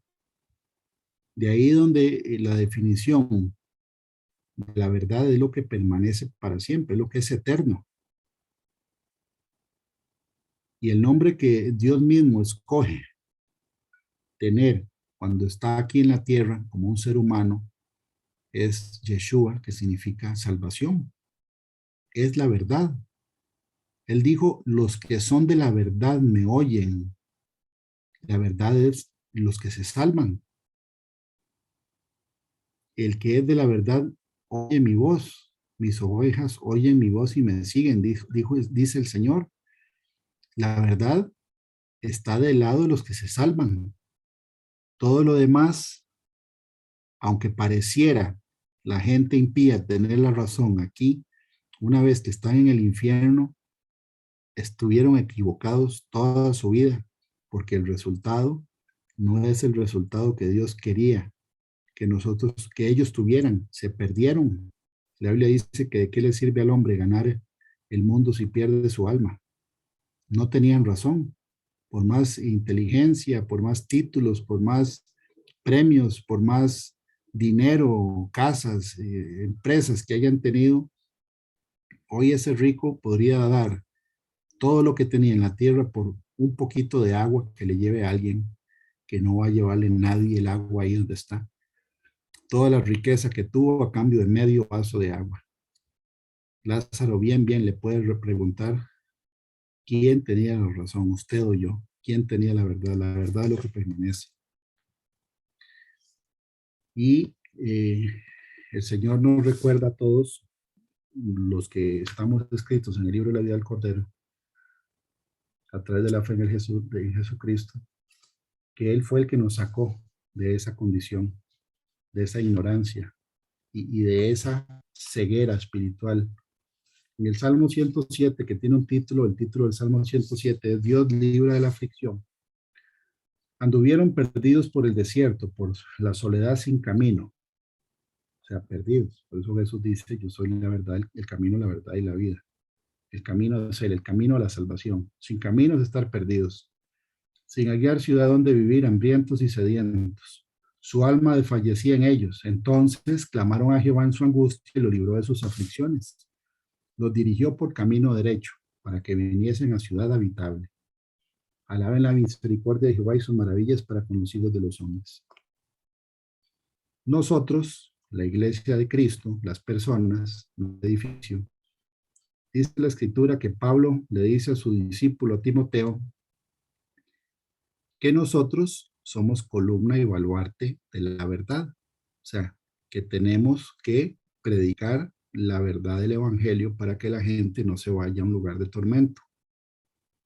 Dice Pablo, te escribo, tengo la esperanza de ir pronto a verte, para que si tardo sepas cómo debes conducirte en la casa de Dios, que es la iglesia del Dios viviente, columna y baluarte de la verdad. Nosotros somos mensajeros de la verdad y hay que hablar la verdad. Realmente este video que quiero compartirles que tiene que ver con un resumen que hace un señor ya mayor acerca de todo lo que Dios representa para cada uno de los oficios que la Biblia dice y compara, porque nosotros cuando leemos la escritura podemos discernir la profundidad, ¿verdad? De lo que es Dios y este señor, que es un señor mayor, que es un pastor, él en pocos minutos hace un resumen muy bonito y muy impactante de lo incomparable que es Dios con cualquier otro ser y cualquier persona que exista. Dios incomparable, dice este pastor durante el video, entonces lo voy a compartir.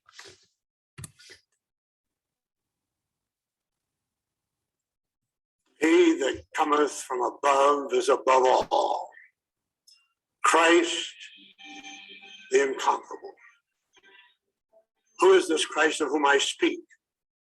No character stepping out on the platform of history can abide in the presence of the incomparable Christ, the heartthrob of history, the diadem of the universe, the fulfillment of prophecy, the Savior of the world. Christ overshadows all. He is the vox humana in all music. He is the light of grace in all sculpture. He is the most exquisite blend of light and shades in all paintings. He is the pinnacle of achievement in every endeavor. To the artist, he is the altogether lovely. To the architect, he is the chief cornerstone. To the astronomer, he is the bright and morning star. To the baker, he is the living bread. To the biologist, he is the life. To the builder, he is the sure foundation. To the carpenter, he is the door. To the doctor, he is the great physician. To the educator, he is the great teacher. To the engineer, he is the new and living way. To the geologist, he is the rock of ages. To the author, he is the living word. To the farmer, the sower, and Lord of the harvest. To the florist, he is the rose of Sharon, the lily of the valley. To the horticulturist, he is a true vine. To the judge, he is the righteous judge of all men. To the journalist, he is the good tidings of great joy. To the philosopher, he is the wisdom of God. To the preacher, he is the word of God. To the statesman, he is the desire of all nations. To the toiler, he is the giver of rest. To the sinner, he is the Lamb of God who taketh away the sin of the world. To the Christian, the Son of the living God, the Savior, the Redeemer and Lord.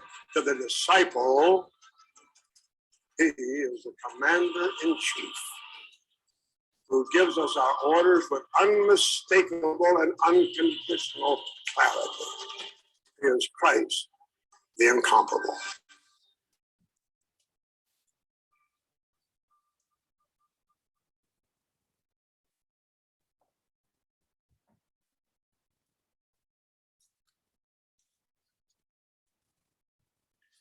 Bueno, que este resumen que hace este pastor es increíble y definitivamente nosotros que conocemos la verdad y que gracias a la misericordia de Dios fuimos rescatados de la condenación eterna, tenemos que sentir y demostrar una gratitud tan grande, ¿verdad? Y es lo que hablamos en esta reunión de los santos, como dice el Señor el sábado anterior, de la gratitud de nosotros hacia Dios en todo sentido. El día de hoy es el mensaje que queríamos compartir y voy a hacer una oración final para despedir ya la enseñanza del día de hoy. La prédica del próximo sábado, si Dios lo permite, es la continuación de la serie de estudios de siembra y cosecha, ya la parte 3, donde vamos a ver el desenlace de todas las enseñanzas anteriores que tienen que ver con el tema de las ofrendas. Padre Santo, en el nombre de Jesús, te damos las gracias, Señor, nuevamente por tu palabra. Gracias, Señor, porque a través de la Escritura nosotros podemos discernir, Señor, la responsabilidad que tenemos de poder hablar la verdad, Señor, absoluta, que es tu palabra. Gracias, Señor, por el privilegio de poder escudriñar tu palabra en este país, Señor, sin persecución, como en otras naciones.